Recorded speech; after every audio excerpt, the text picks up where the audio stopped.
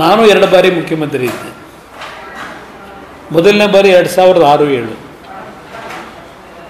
ಇದಕ್ಕಿಂತಲೂ ದಾರುಣವಾದ ಪರಿಸ್ಥಿತಿ ರೈತನಿಗೆ ಅಟ್ಲೀಸ್ಟ್ ದುಡ್ಡು ರೇಟ್ ಕೇಳ್ತಾ ಇದ್ದಾರೆ, 3,500 ಕೊಡಿ ಅಂತ.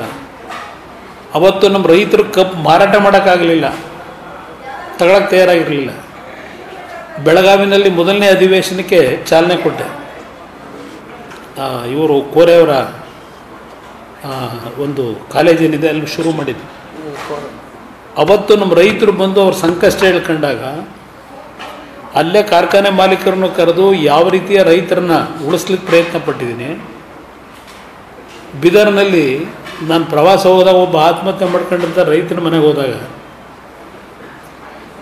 ಕೆಲವು ಹಳ್ಳಿಗಳಿಗೆ ಭೇಟಿ ಕೊಟ್ಟೆ. ಕಬ್ಬೆಲ್ಲ ಒಣಗೋಗಿತ್ತು.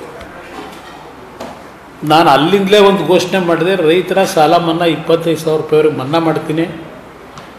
ಅದ್ರ ಜೊತೆಗೆ ಯಾವ ರೈತರು ಕಬ್ಬನ್ನು ಮಾರಾಟ ಮಾಡೋಕ್ಕಾಗಿಲ್ಲ ಆ ರೈತರಿಗೆ 25,000 ರೂಪಾಯಿ ಸಹಾಯಧನ ಕೊಡ್ತೀನಿ ಅಂತ ಘೋಷಣೆ ಮಾಡಿ ಅವತ್ತಿನ ಕಾಲದಲ್ಲಿ 250 ಕೋಟಿ ಕೊಟ್ಟೆ ರೈತರಿಗೆ.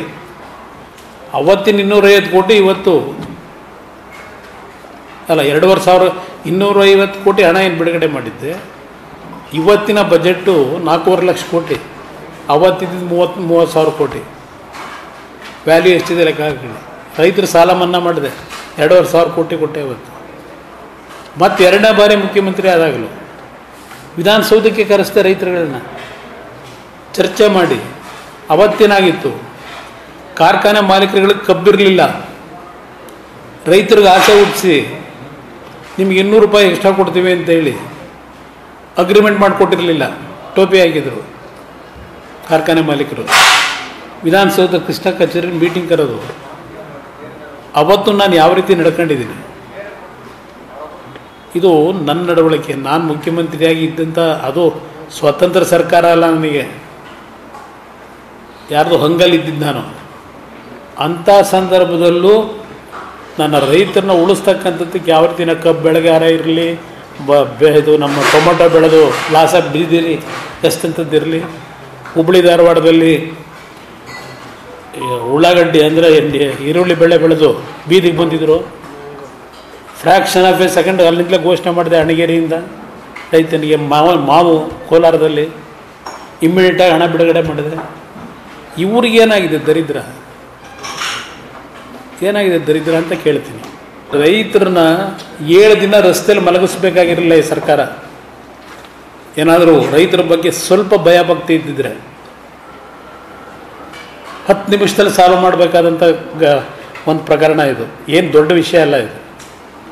ಇವತ್ತು ರೈತರು ಹೇಳ್ತಾವ್ರಲ್ಲ, ಮೊಲಾಸಸ್ ಮಾರಾಟ, ಇವತ್ತು ಎಥನಾಲ್ ಪ್ರೊಡಕ್ಷನ್ನು, ಸಕ್ಕರೆ ಪ್ರೊಡಕ್ಷನ್ನು, ಅದ್ರ ಜೊತೆಗೆ ಇವರೀಗ ಮಾಡೋರಲ್ಲ ಎಂಥದ್ದು ನಿಮ್ಮ ಗ್ಯಾರಂಟಿ ಸ್ಕೀಮ್ಗೆ 2 ವರ್ಷದಲ್ಲಿ ಏರ್ಸೋನಲ್ಲ ರೇಟನ್ನು, ಟ್ಯಾಕ್ಸ್ಗಳನ್ನು, ಅಬ್ಕಾರಿ ಎಲ್ಲ ಏರಿಕೆ ಮಾಡಿದ್ರಲ್ಲ. ಎಷ್ಟು ಬರ್ತಿದೆ ನಿಮಗೆ ಸಂಪಾದನೆ ಸರ್ಕಾರಕ್ಕೆ? ಏನು ನಿಮಗೆ ದರಿದ್ರ ಬಂದಿರೋದು? ಆ ಜನ ಬೆವರು ಸುರಿಸಿ ರೈತರು ನಿಮ್ಮ ಖಜಾನೆ ತುಂಬಿಸ್ತಾವ್ರೆ. ಅಲ್ಲಿ ಯಾವ ಮಟ್ಟಕ್ಕಿದೆ ಅನ್ನೋದನ್ನ ನಾಡಿನ ಜನ ಅರ್ಥ ಮಾಡ್ಕೋಬೇಕಿಲ್ಲಿ.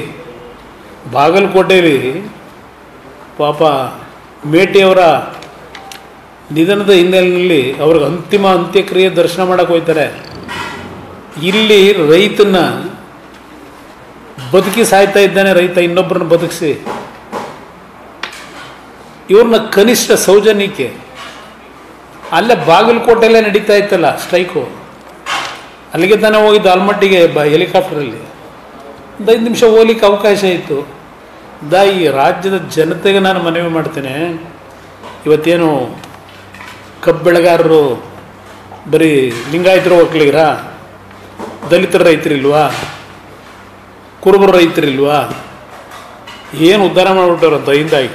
ಈಗ 19ನೇ ತಾರೀಕು ಆಯಿತು, ಅಹಿಂದ ಹೆಸರಿನಲ್ಲಿ ಏನು ದೊಡ್ಡ ರ್ಯಾಲಿ ಮಾಡ್ತಾರಂತೆ. ಯಾವ ಪುರುಷಾರ್ಥಕ್ಕೆ ಮಾಡ್ತಾರೆ ಇವರು?